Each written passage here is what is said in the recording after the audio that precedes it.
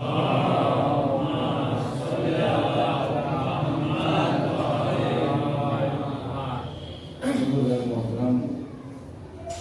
معزز سامعین کرام، سب سے پہلے آپ حضرات کی بارگاہ میں شب شہادت صدیق طاہرہ بی بی زہرا سلام اللہ علیہا کی تعزیت و تسلیت پیش کرتا ہوں اور اپنے وقت کے امام عجل اللہ تعالی فرجہ الشریف کی بارگاہ میں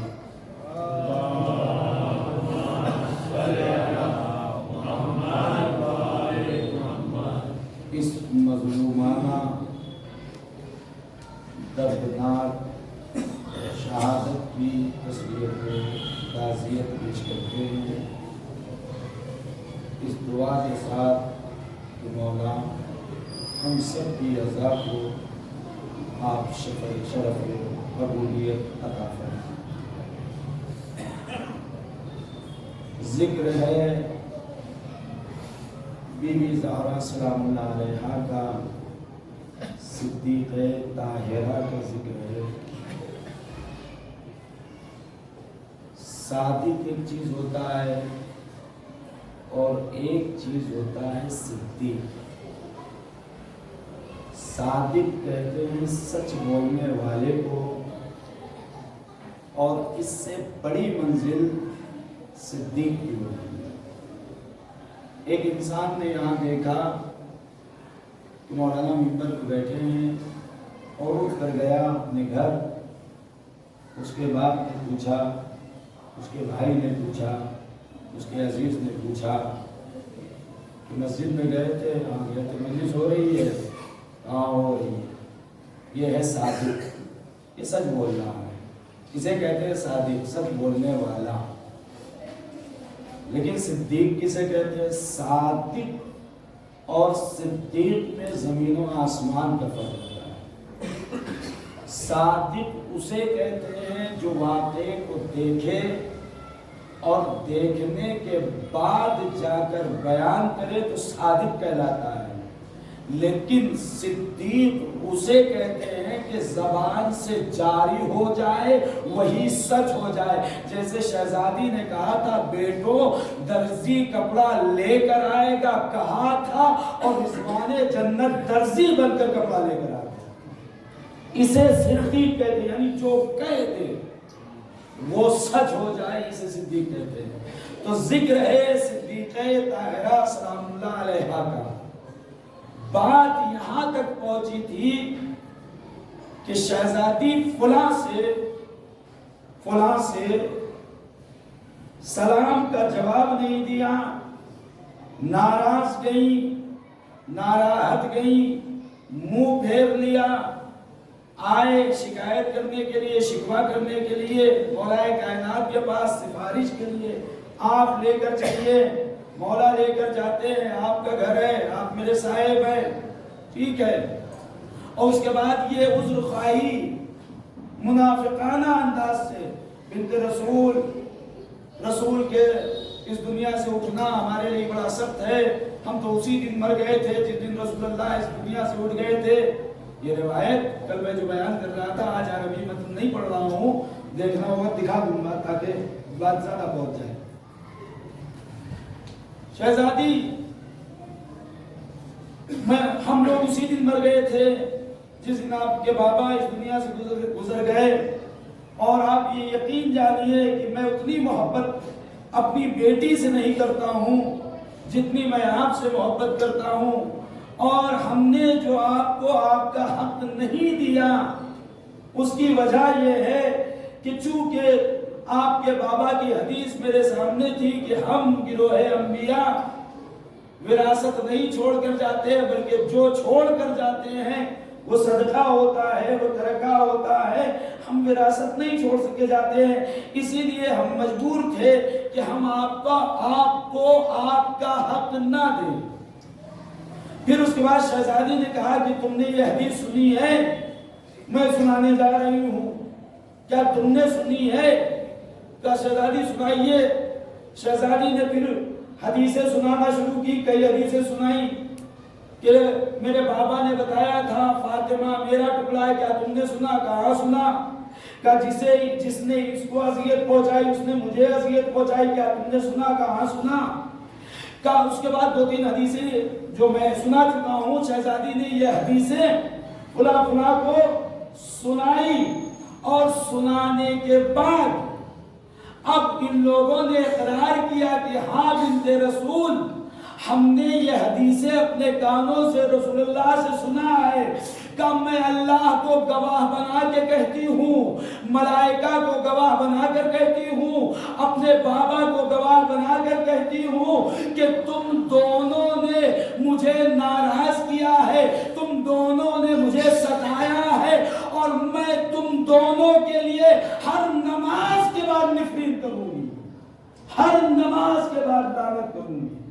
اور اس کے بعد یہ سن کر چلے گئے۔ ٹھیک، تو یہ ہوا کیوں؟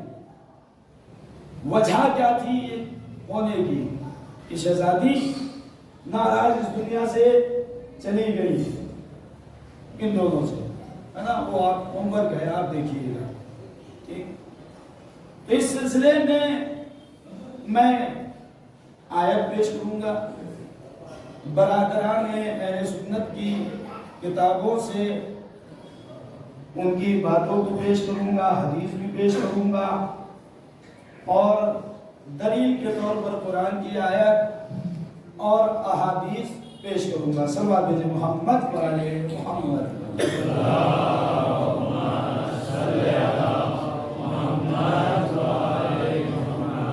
سب سے پہلے قرآن مجید کی ایک آیت، پروردگار عالم سورہ احزاب آیت نمبر 36 میں، سورہ احزاب آیت نمبر 36 میں پروردگار عالم کہہ رہا ہے وَمَا كَانَ لِمُؤْمِنٍ وَلَا مُؤْمِنَةٍ اِذَا قَضَى اللَّهُ وَرَسُولُهُ أَمْرًا، کوئی بھی مومن مرد اور کوئی بھی مومنہ عورت یہ حق نہیں رکھتی ہے کہ اللہ اگر کسی چیز کا فیصلہ کر دے،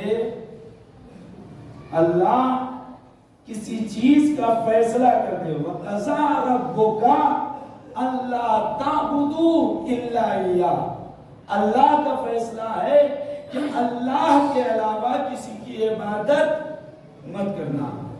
یہی جملہ یہاں پروردگار عالم نے استعمال کیا کہ وَمَا كَانَ لِمُؤْمِنٍ وَلَا مُؤْمِنَةٍ اِذَا قَضَى اللَّهُ وَرَسُولُهُ أَمْرًا، کوئی بھی مومن مرد، کوئی بھی مومن عورت یہ حق نہیں رکھتے کہ اللہ اگر کسی چیز کا فیصلہ کر دے ان یکون لہم الخیرۃ من امرہم، اپنے امر کے لیے اس فیصلے میں اپنی رائے پیش کریں، خلافت مثلا حاصل کرنے کے لیے اللہ کے فیصلے پر اپنی رائے پیش کریں۔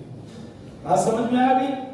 سورہ احزاب آیت نمبر 36 پروردگار عالم یہ کہہ رہا ہے اللہ اس کا رسول اگر فیصلہ کر دے تو کوئی بھی مرد اور کوئی بھی عورت، چاہے مومن ہو یا مومنہ ہو، حق نہیں رکھتے اللہ کے فیصلے کے مقابلے میں اپنے امر میں کوئی فیصلہ کرے، ہے نا؟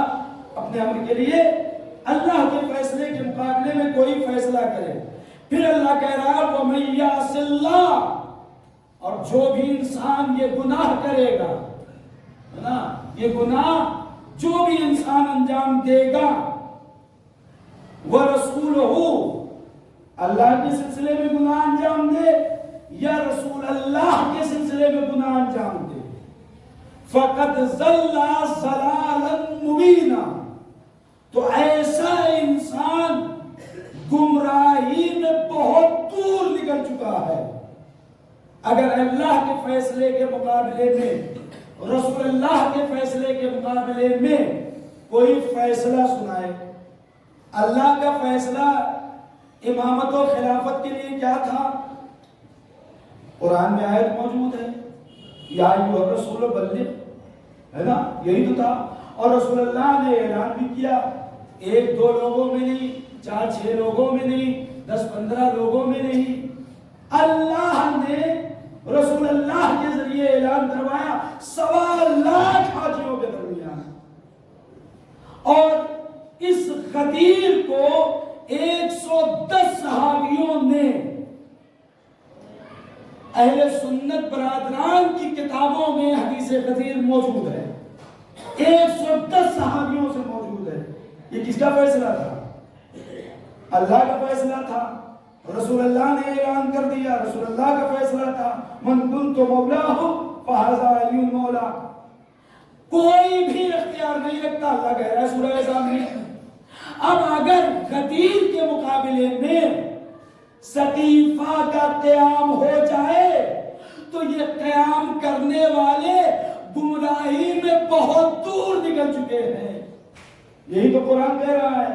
ایک تو یہ فیصلہ ہے اللہ کا، دوسرا فیصلہ فدق، جو مال تھا رسول اللہ کا، جس کے لیے قرآن نے کہا تھا، میں وقت میں اتنی گنجائش نہیں میں ساری آیتیں پڑھوں، قرآن نے کہا ہے کہ وہ مال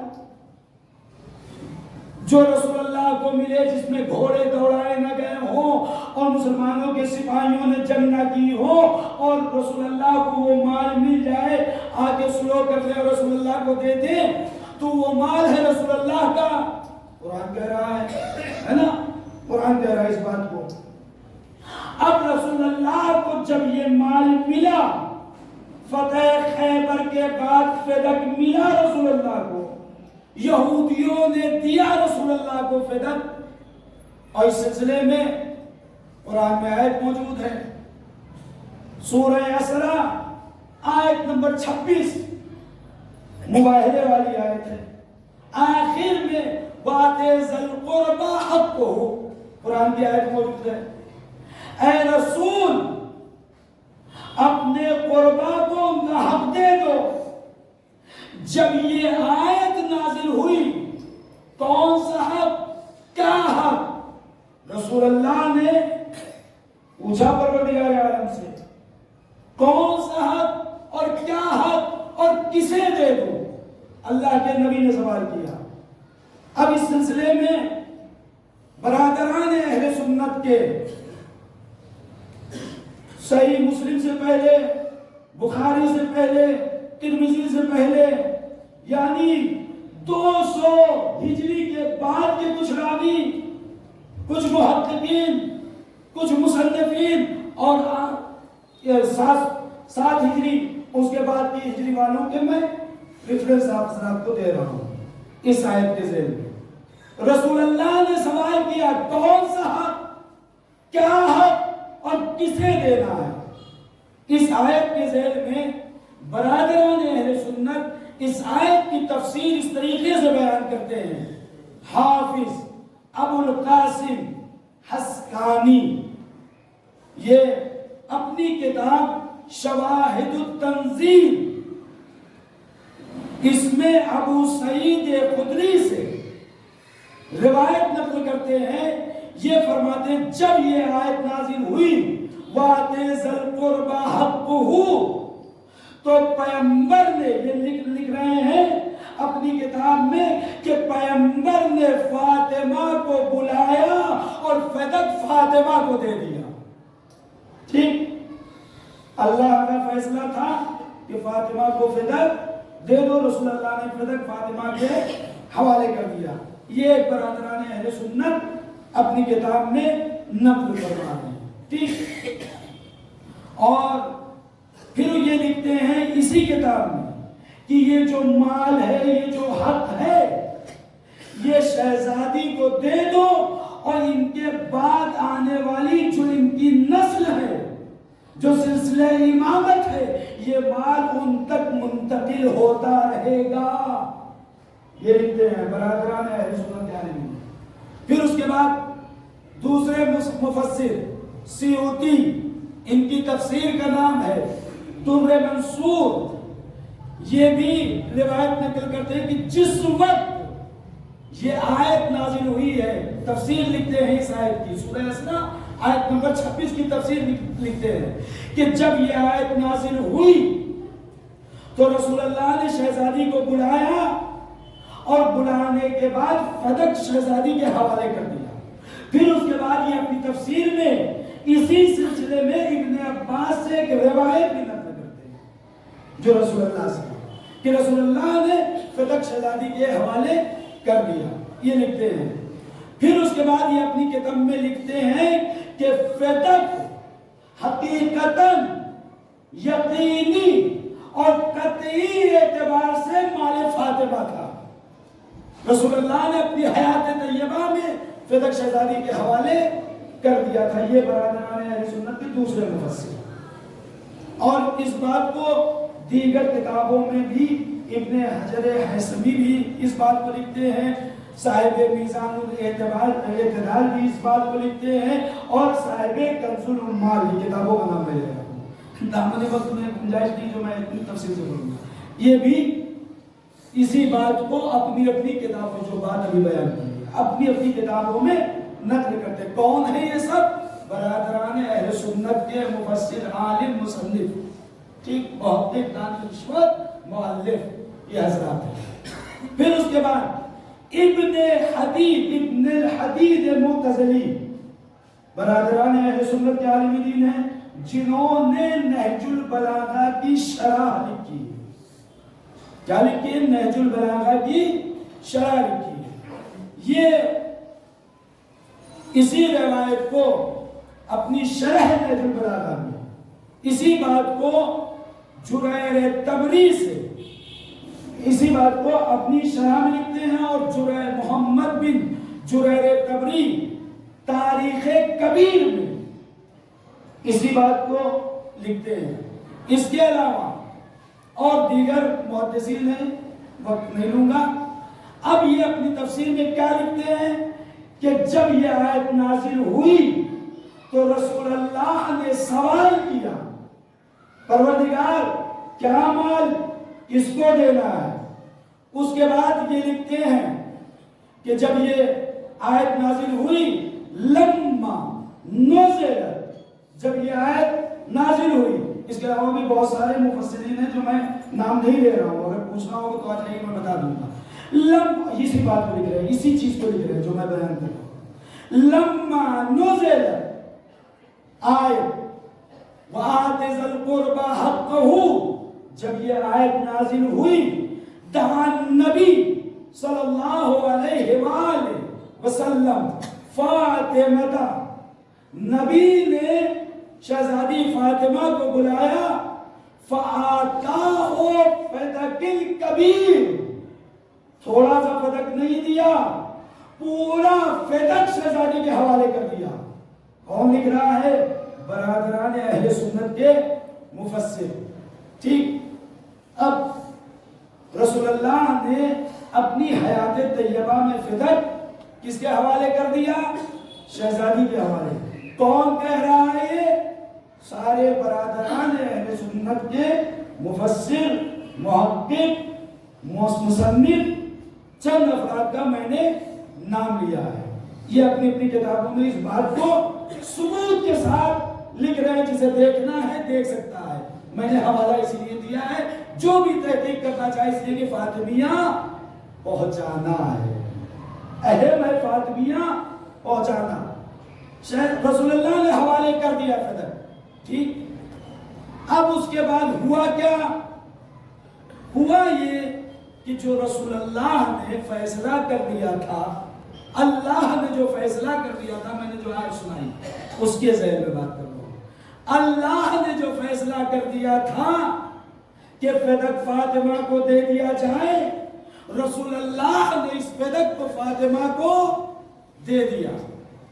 اب اللہ کیا کہہ رہا ہے سورہ احزاب میں آیت نمبر 36 میں کہ اللہ اور رسول کے فیصلے کے مقابلے میں تم اپنا فیصلہ نہیں کر سکتے، اگر کر دیا تو گمراہی میں بہت دور نکل گیا ایسا انسان، بہت گمراہ ہے ایسا انسان، ٹھیک۔ یہ پروردگار عالم نے قرآن میں کہا ہے۔ اللہ اور رسول کے فیصلے کے مطابق فدق کس کو ملا؟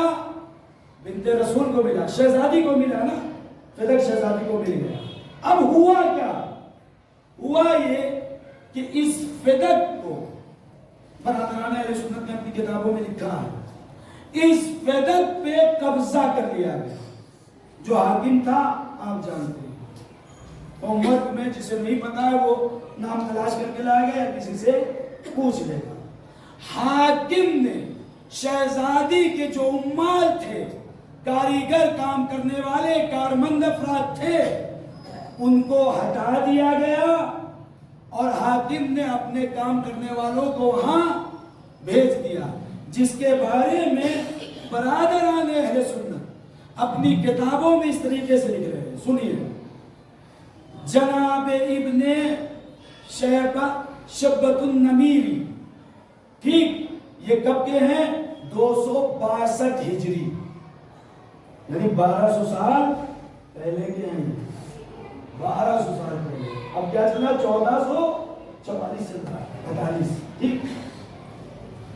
یہ اپنی کتاب تاریخ مدینہ منورہ میں روایت نقل کرتے ہیں۔ نام نہیں لوں گا، فلاں، آپ سمجھ لیجیے، فلاں انتظا من فاطمہ رضی اللہ عنہا فدقن، بے شک فلاں نے شہزادی فاطمہ سے جبرن فدق کو لے لیا۔ انتظام جبرن لے لینے کو کہتے ہیں، چھین لینے کو کہتے ہیں۔ انہوں نے فدق کو فاطمہ سے چھین لیا۔ یہ ایک ہے برادران اہل سنت کے جو 1200 سال کے پہلے کے، 250 ہجری کے بعد، 250 ہجری کے درمیان انہوں نے یہ بات اپنی کتاب میں لکھا، ایک ہے۔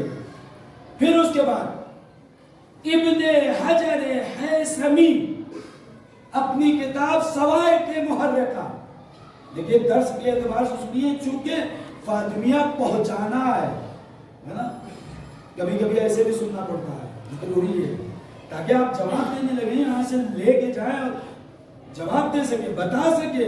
اور یہ تو خدا کا شکر ہے کہ ہمیں ایسا مرکز ملا ہے جہاں ہمارے ہاں جاہل نہیں ہوتے، اس مرکز کی بنیاد پہ۔ ابن حجر ہیثمی اپنی کتاب سوائق محرقہ، سائق کہتے ہیں بجلی کو، سوائق یعنی بجلیاں، محرقہ جلا دینے والی بجلیاں۔ یہ کتاب لکھی کیوں گئی تھی؟ شیعوں کو جلانے کے لیے، شیعوں کی دشمنی میں، آپ پڑھ لیجیے گا اس کتاب میں لکھنے کی وجہ، شیعوں کو جلانے کے لیے کتاب لکھی گئی۔ ابن حجر ہیثمی سوائق محرقہ میں کہتے ہیں قیل لہ ان فلاں انتظا من فاطمہ فدق، فلاں نے جبرن چھین لیا فاطمہ سے فدق کو، ٹھیک۔ یہ دوسرے برادران اہل سنت کے عالم دین ہیں جو لکھ رہے ہیں۔ اس کے علاوہ بہت سارے مؤلف ہیں جو اس بات کو اپنی کتابوں میں محفوظ لکھے ہوئے ہیں، جیسے کامل محمد الخراط ہیں، محقق عبد الرحمن بن عبداللہ ترکی ہیں، یہ بھی ہیں، اور اس کے علاوہ بہت سارے افراد ہیں، ٹھیک۔ انہوں نے اپنی کتابوں میں اس بات کو نقل کیا ہے۔ اب شہزادی نے حاکم سے مطالبہ کیا، کس چیز کا؟ اسی فدق کا جو اللہ اور رسول نے دیا تھا شہزادی نے۔ اس فدق کو مطالبہ کیا، کیسے؟ اس بات کو بلازری، یہ 279 ہجری میں یہ اپنی کتاب میں لکھتے ہیں، اور یہ جو ہے یہ ترمذی سے جو سال ترمذی کا تھا وہی سال ان کا بھی تھا، یعنی ہم زمان تھے، ہم زمانے، ایک زمانے کے تھے نا۔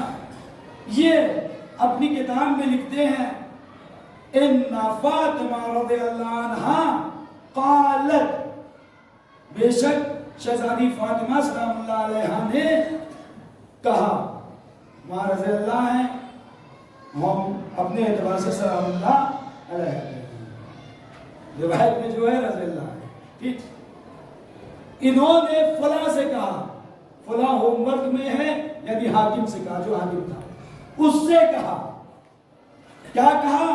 ایتینی فدقت فداکن، تو مجھے میرا فدق عطا کر، واپس کر دے میرا فدق، میرا مال، ٹھیک، فقط جعلہا رسول اللہ لی، جس فدق کو اللہ کے نبی نے میرے لیے قرار دیا ہے، جو فدق اللہ کے نبی نے مجھے دیا ہے، وہ فدق تو واپس کر۔ کون لکھ رہا ہے؟ برادران اہل سنت کا رائٹر لکھ رہا ہے۔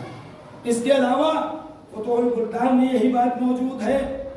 پھر اس کے بعد گلازری بھی اسی بات کو لکھتے ہیں، شہاب الدین حموی شافعی بھی اسی بات کو اپنی کتاب معجم البلدان میں اس بات کو لکھتے ہیں، اور لکھتے ہیں کہ فدق وہ مال ہے کہ جس پر اختیار خدا اور رسول کا تھا، اور انہوں نے یہ بات ایک دم آیت کے مطابق بات جا رہی ہے، یہ اپنی کتاب میں لکھتے کون؟ یہ معجم صاحب معجم البلدان، یہ اپنی کتاب میں لکھتے ہیں شیخ شہاب الدین حموی شافعی، کتاب کا نام معجم البلدان۔ یہ فرماتے فدق وہ مال ہے جو اللہ کا تھا، جو رسول اللہ کا تھا، اور اس کے بعد یہ لکھتے ہیں کہ حکم پروردگار بِأَمْرِ خدا، حکم پروردگار کے مطابق رسول اللہ نے اس فدق کو اپنی بیٹی کو دیا ہے۔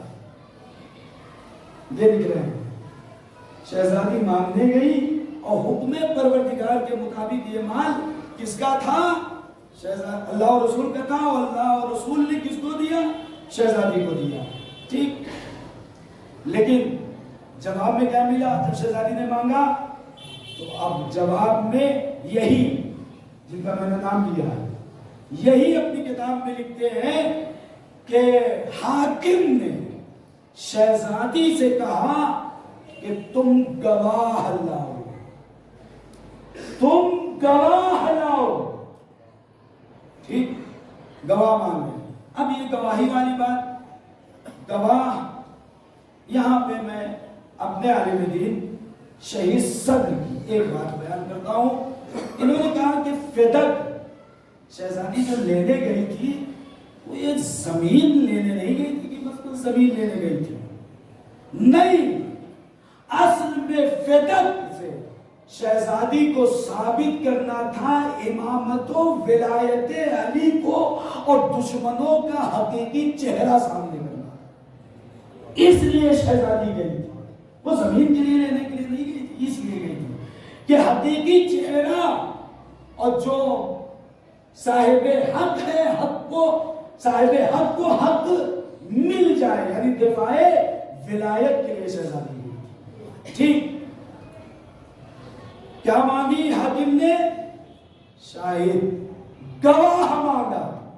دامن وقت میں گنجائش دی ورنہ عربی میں اس بات کو بیان کرتا موجود ہے کتاب، انہی کتاب جن کا میں نے حوالہ دیا، گواہی مانگی ہے بنت رسول سے، ٹھیک۔ یہاں تک کی بات ہم نے قرآن کی آیت سے آپ حضرات کے اذہان عالیہ میں منتقل کیا، کہیں کسی کو میرے خیال سے شبہ نہیں ہوگا، اگر ہوگا تو مجھ سے پوچھ لیجئے گا۔ اب گواہی مانگی جا رہی ہے، کس سے؟ بنت رسول سے۔ اب پہلے ہمیں قرآن میں آیت تلاش کرنی ہوگی کہ جھوٹوں کے لیے پروردگار عالم قرآن میں کیا کہہ رہا ہے، جھوٹوں کے سلسلے میں اللہ قرآن میں کیا کہہ رہا ہے۔ تو پروردگار عالم سورہ آل عمران آیت نمبر 61 میں اللہ کہہ رہا ہے لعنت اللہ علی الکاذبین، مذمت جانتا ہے، لعنت ہے خدا کی جھوٹوں پر. قرآن میں اللہ کہہ رہا ہے جھوٹوں پر خدا کی لعنت ہے. ایک بات. دوسری بات یہ تو آیت سے بات سمجھ میں آ گئی کہ جو بھی جھوٹ بولے گا چاہے وہ حاکم ہو یا کوئی بھی ہو اس کے اوپر خدا کی لعنت ہوگی. یہ قرآن کہہ رہا ہے. ٹھیک. اب روایت سن لیجئے. سنن ابن ماجہ برادران اہل سنت کی معتبر کتاب جیسے صحیح بخاری ہے, جیسے صحیح مسلم ہے, جیسے ترمذی ہے, اسی طریقے سے سنن ابن ماجہ ہے. ٹھیک. سنن ابن ماجہ میں روایت ملتی ہے. رسول اللہ سے یہ روایت لکھتے ہیں. کیا لکھتے ہیں؟ من کذب علی متعمداً.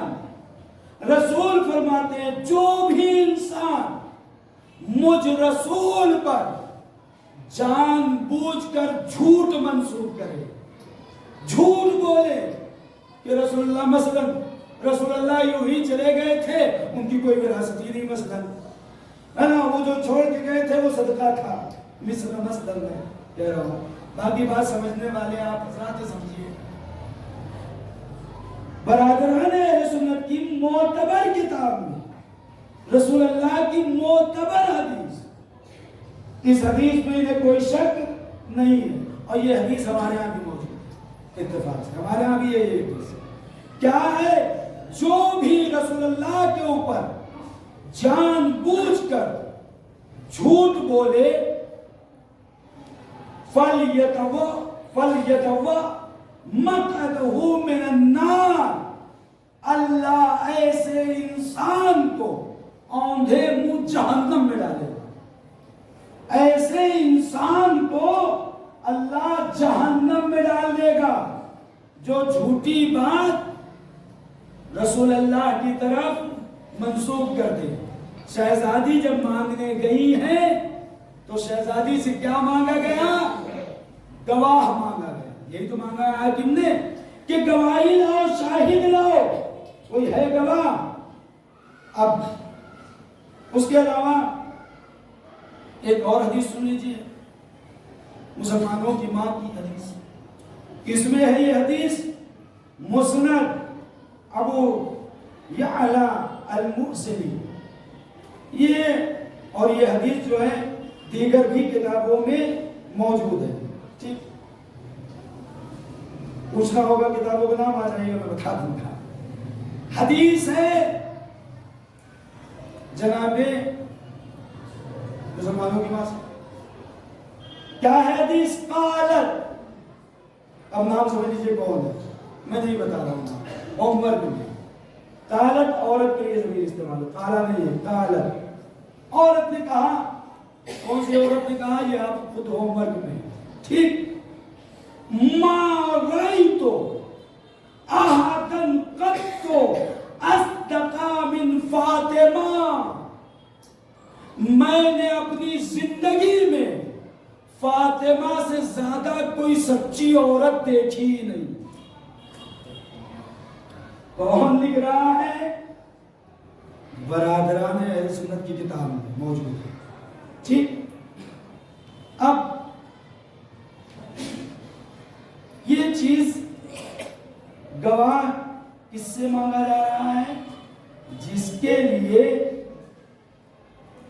مسلمانوں کی ماں یہ کہہ رہی ہے کہ میں نے, اور دھیرے دھیرے میں پڑھ رہا ہوتا کہ بچوں کے ذہنوں تک بھی پہنچ جائے, تاکہ یہ کہہ رہی ہیں کہ میں نے اپنی زندگی میں فاطمہ سے زیادہ سچی عورت نہیں دیکھی. کون ہے یہ؟ حاکم کی بیٹی ہے اتفاق سے. یہ کہہ رہی ہے. یہ بات شیعوں کی کتاب میں نہیں ہے, برادران اہل سنت کی کتاب میں ہے. ٹھیک. پھر اس کے بعد گواہی کس سے مانگی جا رہی ہے؟ رسول کی بیٹی سے گواہی مانگی جا رہی ہے. یہ رسول کی بیٹی ہے کون؟ قرآن اس کی شان میں کیا کہہ رہا ہے وہ بھی ملاحظہ فرما لیں. یہ بھی کسی خاتون کی حاکم کی بیٹی کی روایت ہے، اس میں ہے صحیح مسلم میں روایت نمبر 2424 2424 یہ ہے روایت کا نمبر، دیکھ لیجیے گا۔ یہ فرماتی ہے خرج النبی، نبی نکلے غداتن، مظاہرے کی بات بیان فرما رہی ہے، نبی نکلے صبح کے وقت، ٹھیک، وعلیہ مرت مراحل من شعر اسود، ان کے پاس ایک چادر تھی جو کالے اونٹ کے بال سے بنی ہوئی تھی، یہ فرما رہی ہے، ٹھیک۔ پھر اس کے بعد اس چادر کو لے کے رسول اللہ نکلے ہیں۔ اب یہ کہتی کہ اس چادر میں فَأَدْخَلَهُ،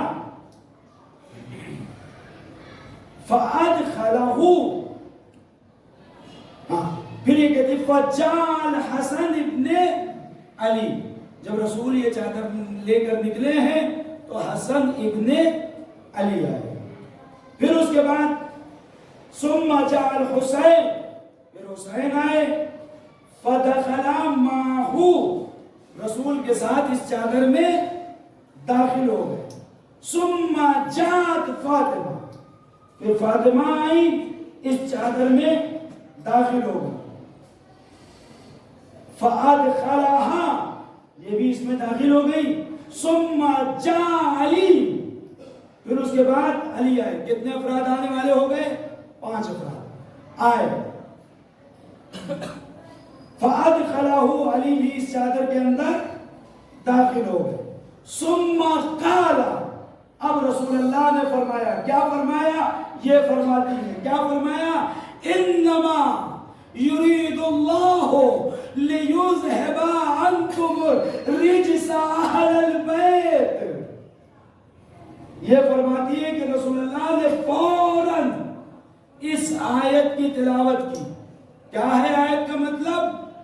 یعنی ان 5 کو پروردگار عالم نے ہر رجس، ہر ناپاکی سے دور کر رکھا ہے۔ جب اللہ نے دور کر دیا ہے تو کوئی سوچ سکتا ہے، کوئی تصور کر سکتا ہے آیا یہ غلط بول سکتی ہے؟ آیا یہ معاذ اللہ یہ شخصیتیں جھوٹ بول سکتے ہیں؟ معاذ اللہ ختم بدے، کوئی سوچ سکتا ہے؟ اور وہ کیا فرما رہی ہے کہ میں نے کسی بھی عورت کو فاطمہ سے زیادہ سچا دیکھا ہی نہیں اپنی زندگی میں۔ تو کیا جس کی تعریف یہ کر رہی ہے وہ عورت جھوٹ بول سکتی ہے؟ قرآن کیا کہہ رہا ہے؟ لعنت اللہ علی الکاذبین، جھوٹوں پر خدا کی لعنت۔ یہ روایت صحیح مسلم میں بھی ہے۔ اس کے علاوہ البانی نے، سنن ترمذی نے، اور اس کے علاوہ بہت سے لوگوں نے اس بات کو اپنی کتابوں میں نقل کیا اور ایک جملہ آگے بڑھایا، جن کا میں نے نام لیا ہے، انہوں نے ایک جملہ آگے بڑھایا اسی بات میں۔ کیا بڑھایا؟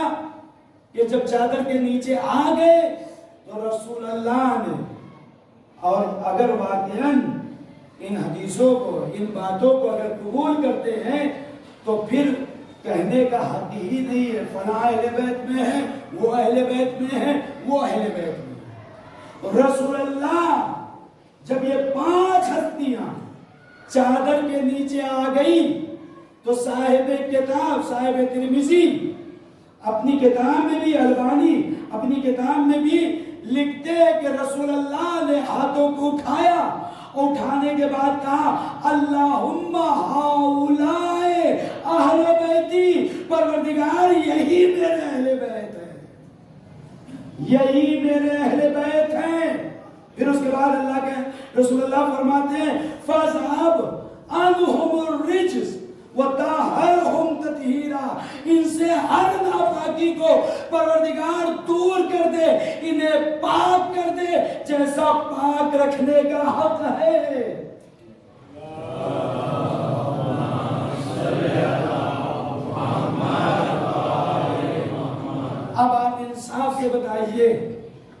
ہماری دعا میں رسول کی دعا میں فرق ہے.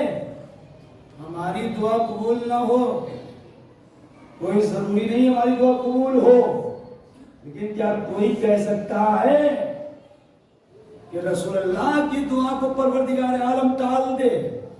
اور رسول اللہ دعا کر کے کہہ رہے بس یہی، اور آیت بھی کہہ رہی انما یذکر میں حاصل، بس جو آ گئے بس وہی ہے، اس کے علاوہ کوئی اور اہل بیت میں نہیں ہے.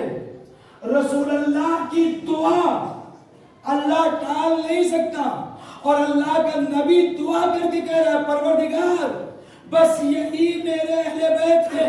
یہ ہماری کتاب میں نہیں ہے، یہ برادران اہل سنت کی معتبر کتاب میں موجود ہے کہ رسول اللہ کہہ رہے ہیں یہی میرے اہل بیت ہیں. اور یہ بات ہوئی کہاں؟ یہ دعا ہوئی کہاں؟ جب نکل رہے تھے تو کس کا گھر تھا؟ جناب ام سلمہ کا گھر تھا. روایت کس سے ہے؟ ایک زوجہ سے روایت ہے، ایک زوجہ کے گھر میں روایت ہے، اور رسول اللہ کہہ رہے بس یہی جو اس چادر کے نیچے ہے بس یہی میرے اہل بیت ہیں. اور اسی میں موجود ہے کہ جناب ام سلمہ نے فوراً اللہ کے نبی سے کہا اے اللہ کے نبی کیا ہم بھی اس میں ہیں؟ تو اللہ کے نبی نے کہا انکے علی الخیر، اے ام سلمہ تم خیر پہ ہو لیکن ان میں نہیں ہو. تو دو زوجہ موجود اور دونوں کا انکار کہ یہ اہل بیت میں نہیں ہے، اہل بیت میں نہیں، کوئی اور نہیں کہہ رہا ہے، اللہ کا نبی کہہ رہا ہے اے میرے عزیزو گھر میں رہنے والی زوجہ جب اہل بیت میں نہیں تو میدان میں آنے والی. صلوات بھیجے محمد والے محمد پر.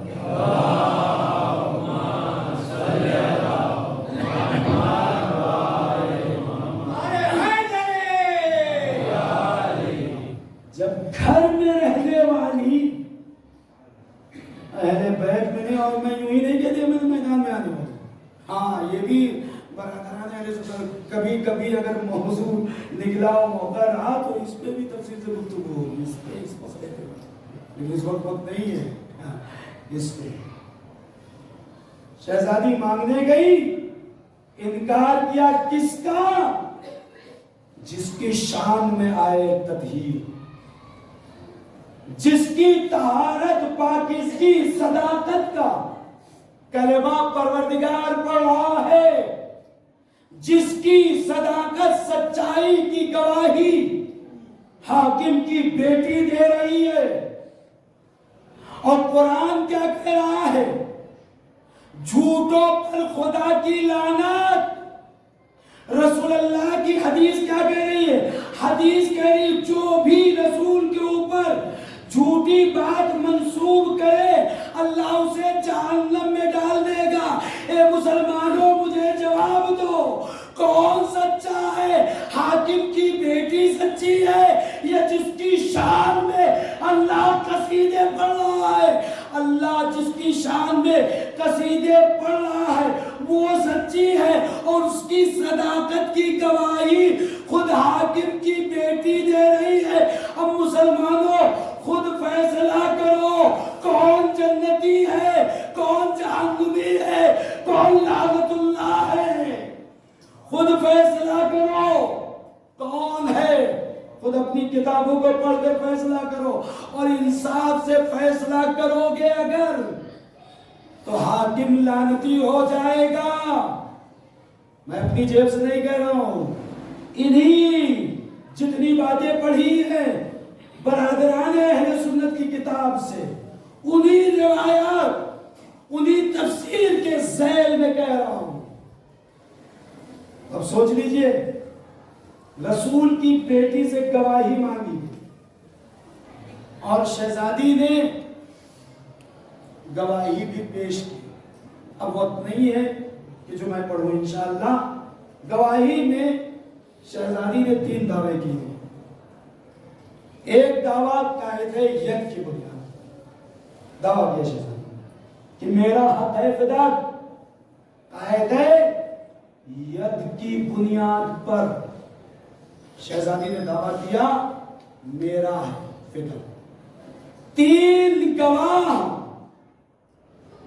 जिस सनद को रसूलुल्लाह ने लिखा था और गवाहों के नाम भी लिखे थे, वक्त नहीं था वरना उनके नाम भी मैं बताता।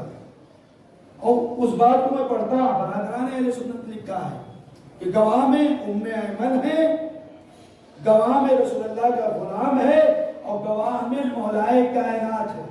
कायदे यद की बुनियाद पर शहजादी ने दावा किया मेरा है फिदाक। गवाहों की बुनियाद पे शहजादी ने दावा किया मेरा है फिदाक। विरासत की बुनियाद पर शहजादी ने दावा किया मेरा है फिदाक। और चूंकि दामन वक्त में गुंजाइश नहीं, कल यहीं से बात शुरू करूंगा। तो हाकिम ने, पहले वाले हाकिम ने जब ये मोतबर बातें, ये गवाहियां, ये मोहकम दलील देखी तो लिख दिया। लेकिन दूसरे हाकिम ने, जो बाद में हाकिम हुआ, उसने आगे कहा क्या गलती कर रहे हो, ये क्या दे रहे हो, हमें हुकूमत चलानी है। हुकूमत चलाने के लिए कोई पैसे की वो होना चाहिए, कोई सोर्स होना चाहिए। ये जो काम वाले हैं इन्हें पैसा, इन्हें तनख्वाहें देनी है। तुम हो क्या, तुम्हारे पास है क्या, यही तो है, इसी के जरिए तो हमें चलाना है। मत देना, फाड़ दिया इस सनद नहीं दिया। कुरान झूठो 3 दावे शहजादी ने पेश किया और दावे दलील के साथ। इंशाअल्लाह ये 3 दावे मैं इंशाअल्लाह कल आप हज़रात की खिदमत में पेश करूंगा। शहजादी ने जो दलीलें दी और अपनी बरादराने और कुरान से, तो किसकी गवाही को झुटलाया? जिसकी सदाकत का कसीदा परवरदिगार आलम, जिसकी तहारत का कसीदा परवरदिगार आलम, जिसकी सदाकत की गवाही हाकिम की बेटी दे रही हो। सोचिए कौन झूठा है। इससे तो यही साबित हो जाए जो हाकिम बैठा है वही झूठा है। जिसको मैंने अर्ज किया था, ये इब्न अबिल हदीस मुअतज़िली शरह नजुल बलागा जिन्होंने लिखी है, बरादरान अहले सुन्नत के बेहतरीन शायर हैं, आलिम हैं। इन्होंने अपने उस्ताद से सवाल किया था, उस्ताद क्या बिन्ते रसूल ने फिदक का मुतालबा किया था? हाँ किया था। कहा जब किया था तो क्या उनका हक था? इनके उस्ताद कह रहे हैं हाँ उनका हक था। तो जब ये साबित हो गया था कि फिदक बिन्ते रसूल का हक है, तो खलीफा साहब ने फिदक को वापस क्यों नहीं किया? जब बिन्ते रसूल ने दावा पेश किया था, मोहकम दावा, क्यों नहीं वापस किया? तो उस्ताद ये कहते हैं, इब्न अबिल हदीद मुअतज़िली कहते हैं मेरे उस्ताद ने मुस्कुरा के जवाब दिया, अगर इस दावे को ये लोग कबूल करके फिदक दे देते तो दूसरे दिन बिन्ते रसूल आती और खिलाफत का भी दावा कर देती, इन्हें खिलाफत छोड़नी पड़ जाती, इसलिए नहीं दिया। सोचे किया क्या फिर इस बाज़मत खातून के साथ? कितना सताया। अभी बाप का दफन मैला ना हुआ, मुसलमान दरे ज़हरा पे आग और लकड़ियां लेकर आ गए, और सिर्फ लेकर नहीं आए, दरे ज़हरा को जला भी दिया, बिन्ते रसूल की पसलियां तोड़ भी दी, मोहसिन शहीद भी हो गए, बिन्ते रसूल की कमर झुक भी गई। बिन्ते रसूल की 18 बरस की उम्र में सर के बाल सफेद भी हो गए, असा लेकर चलने लगे। इतना सितम, इतना जुल्म उठाया। जब आखिरी अय्याम थे, शहजादी खुद अपने हाथ से बच्चों का कपड़ा शहजादी ने धुला, खाना बनाया, बच्चों को अपने हाथ से खाना खिलाया और खिलाने के बाद बच्चों का हाथ पकड़ा, रोज़े रसूल पर आए और आने के बाद अपने बाबा से शिकवे किए कि उम्मत ने क्या इनके ऊपर जुल्म ढाया है। बाबा, जिस दरख्त के साए में आप पर मैं रोती थी, मुनाफिकीन ने वो दरख्त भी काट दिए। फिर उसके बाद बिन्ते रसूल ने कहा मैं घर जाती हूँ, बच्चों तुम नमाज पढ़ के आना, गुरूब का वक्त है। बिन्ते रसूल घर आ गई, बच्चे मस्जिद में पहुंच गए। इधर शहजादी ने अस्मा से कहा, अस्मा मुझे रजा है,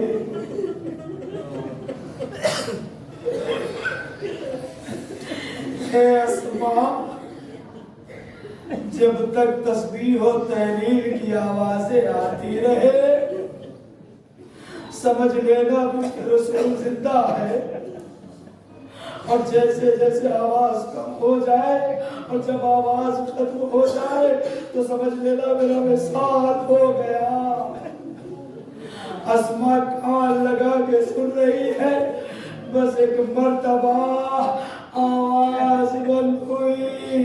अस्मा खबर देने के लिए घर से बाहर निकली तो क्या देखा, छोटे छोटे बच्चे मस्जिद की तरफ से आ रहे हैं। बस एक मर्तबा बच्चों ने अस्मा को देखा और सवाल किया, मेरी माँ का बच्चों पहले चलो घर। बस एक मर्तबा इन बच्चों ने कहा, मत बताओ, हमें पता है। अरे अभी जब हम मस्जिद से आ रहे थे मुनादी निदा दे रहा था, अरे फातिमा के यतीम जा रहे हैं, अजरुकुम अल्लाह। बस ये बच्चे आते हैं, इमाम हसन माँ के सीने के करीब चले गए, इमाम हुसैन माँ के पैती खड़े होके कहते हैं, अम्मा हमारा दम उखड़ रहा है, ए अम्मा कुछ बोलो, ए अम्मा कुछ जवाब दो। अरे इस दर्द को वही महसूस कर सकता है, अरे जिनकी माँ इस दुनिया से उड़ जाए। आज मेरी भाभी का इंतकाल हुआ, मेरी छोटी छोटी भतीजिया अपनी माँ पे ऐसा रो रही थी, मेरा दिल बट रहा था। अरे माँ के लिए ये बच्चियां कितना तड़प रही है। अरे हसनो हुसैन, ज़ैनब और कुलसूम, अरे इनका क्या आलम रहा होगा, इनकी क्या कैफियत रही होगी, कैसे तड़प रहे होंगे। हसन हुसैन कह, ए अम्मा कहीं रूह न निकल जाए, ए अम्मा बोलो, अम्मा आवाज दो, लेकिन आवाज ना आई। ये बच्चे दौड़े दौड़े मस्जिद की तरफ गए, मौलाए कायनात खड़े थे, बस बच्चे अली से लिपट गए, बाबा हम यतीम हो गए। बस ये सुनना था, अली मुंह के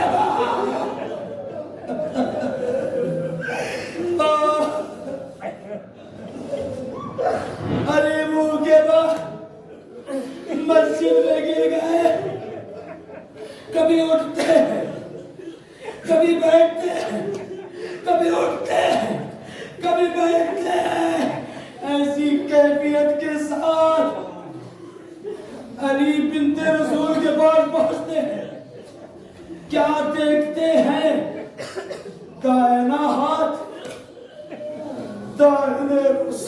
پہ ایک ہاتھ پسلیوں پہ. علی نے اس منظر کو دیکھ لیا لیکن کچھ کہا نہیں.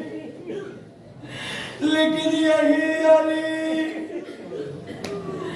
جب رات میں بنت رسول کو غسل دینا شروع کرتے ہیں تو غسل دینے سے پہلے زینب کلثوم سے حسنین سے کہتے بچوں تمہیں یاد ہے نا تمہاری ماں نے وصیت کی ہے نا میرے جنازے میں فلاں فلاں شریک نہ ہو. جنہوں نے مجھے آزار و اذیت پہنچائی ہے وہ میرے جنازے میں شریک نہ ہو. اے بچوں دیکھو رونا تو بہت آئے گا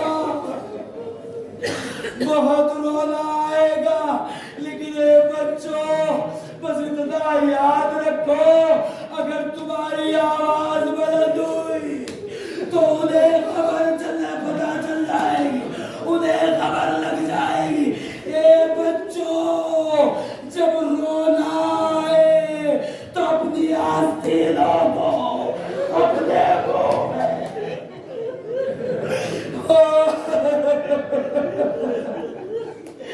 اے بچوں اپنی آستینوں کو اپنے منہ میں دبا لینا تاکہ تمہارے رونے کی آواز باہر نہ جانے پائے. اب علی نے پانی منگایا غسل دینا شروع کیا. بچے سے ہی غسل دینے کے لیے رخسار سے ہاتھ ہٹایا رخسار پہ تماچے کا دیا.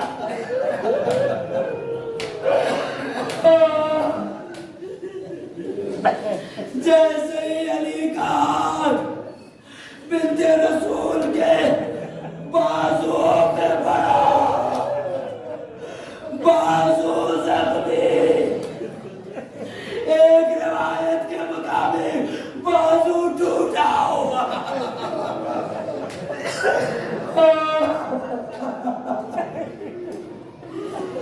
بازو ٹوٹا ہوا. بس غسل دیتے دیتے جیسے ہی علی کا بنت رسول کی پسلیوں تک پہنچا تو وہ علی جو بچوں کو کہہ رہے تھے رونا آئے تو آستینوں کو منہ میں رکھ لینا. جیسے ہی پسلیوں پہ ہاتھ پہنچا علی چیخ مار کے رونا شروع کیے. کسی چاہنے والے نے بعد میں پوچھا اے علی تم نے تو بچوں کو منع کیا تھا رونا نہیں. اے علی تم نے کیا دیکھ لیا جو چیخ مار کے رونے لگے. علی تڑپ کے کہتے ہیں ارے کیسے نہ روتا ارے میرا جب پسلیوں پہ پہنچا پسلیاں ٹوٹی. بنت رسول نے کبھی مجھے نہ بتایا.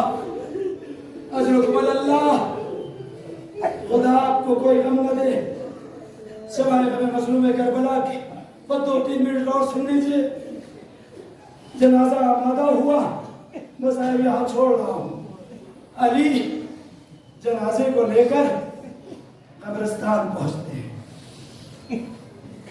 علی بنت رسول کو قبر میں اتارنے کے بعد کہتے ہیں اے اللہ کے نبی جو آپ کی امانت تھی میں نے اس امانت کو آپ کے حوالے کیا لیکن افسوس امانت صحیح سالم نہیں. اے اللہ کے نبی میری بیٹی نے اپنے غم کو مجھے بھی نہ بتایا. اے اللہ کے نبی یہ آپ کو بھی نہیں بتائے گی. اے اللہ کے نبی اپنی بیٹی سے پوچھنا کہ امت نے کیا کیا تب بنتے رسول بتائے.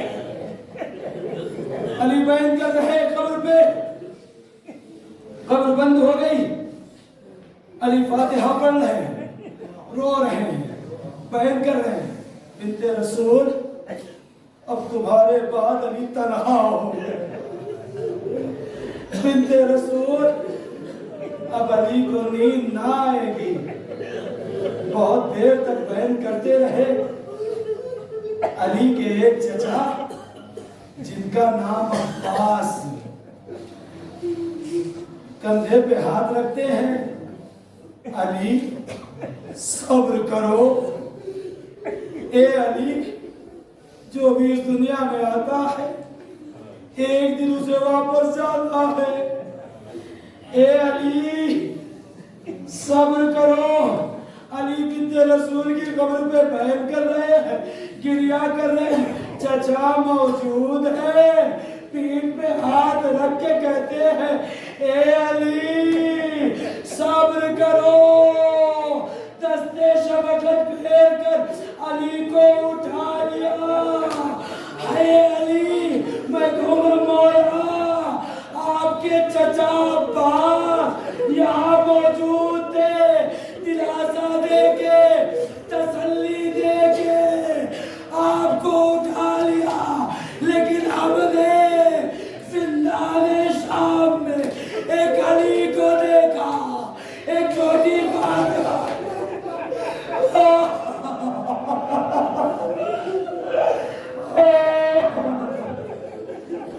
ہم نے زندان شام میں ایک علی کو دیکھا، ایک چھوٹی فاطمہ کو دیکھا. ایک علی نے چھوٹی فاطمہ کو قبر کے حوالے کیا، آنکھوں کے آنسوؤں سے قبر کو تر کیا. شاید اس علی کو اپنا چچا یاد آ گیا ہو اور یہ منظر یاد آ گیا ہو. ارے میرے دادا جب فاطمہ کو سپردے لحد کر رہے تھے ان کا چچا موجود تھا، دلاسا دینے کے لیے، تسلی دینے کے لیے. ارے ہمارا بھی چچا لیکن دریا کے کنارے بازوؤں کو کٹا کے سو رہا ہے. میں فاطمہ کو سپردے لحد کر رہا ہوں، کوئی مجھے دلاسا دینے والا نہیں، کوئی تسلی دینے والا نہیں.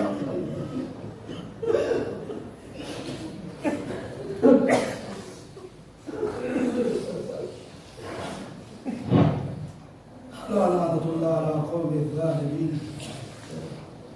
سيعلم الذين ظلموا أن منقلب ينقلبون. إلهي بحق الزهرة وأبيها وبالها وبنيها وصلة المسعود وبنيها بعدد ما أحاط به الملك. پروردگار جو واسطہ ہے محمد وال محمد کا، اولیاء کرام، انبیاء کرام، شہداء، صدیقین، صالحین، چہردہ معصومین کا واسطہ، شہیدان کربلا، اسیران کربلا کا واسطہ، اس بی بی کہ جس کی شب شہادت ہے، اس بی بی کا واسطہ، میرے محبوب جملہ مومنین مومنات کے حاضرین مجلس، سامعین مجلس، بانیان مجلس، ان کے جو بھی عزیز و اقربا، دوست احباب، رشتہ دار، والدین میں سے جو کوئی بھی اس بستی کے جو بھی مومنین مومنات اس دنیا سے گزر گئے ہیں، میری بھابھی جو آج اس دنیا سے گزر گئی ہیں، پروردگار ان سب کی مغفرت فرما، انہیں جوار معصومین میں جگہ عنایت فرما. پروردگار ہم سب کی تمام ترتیبی مرادوں کو پورا فرما، ہم سب کی خدمات عزا کو شرف قبولیت عطا فرما. پروردگار مقامات مقدسہ کی حفاظت فرما، پرچم اسلام کو سربلندی عطا فرما، پرچم کفر و نفاق کو سرنگو کر دے، امریکہ اسرائیل کو نیست و نابود فرما۔ پروردگار جن بھی مومنین کے اچھے حالات برے حالات میں بدل گئے ہیں، ان کے برے حالات کو اچھے حالات میں تبدیل فرما، ان کے رزق و روزگار میں مزید خیر و برکت عطا فرما، ہم سب کی توفیقات میں مزید اضافہ فرما۔ میرے معبود امام زمان عجل اللہ تعالی فرجہ الشریف کے ظہور میں تاجیل فرما، ہم سب کو امام کے سچے ناصر و مددگار میں شمار فرما۔ ربنا تقبل منا انک انت السمیع العلیم، ما شاء اللہ لا حول ولا قوة الا باللہ العظیم۔ گزارش ہے کہ متوسط ہم و 3 متوسط توحید کی تلاوت فرما کر بی بی زہرا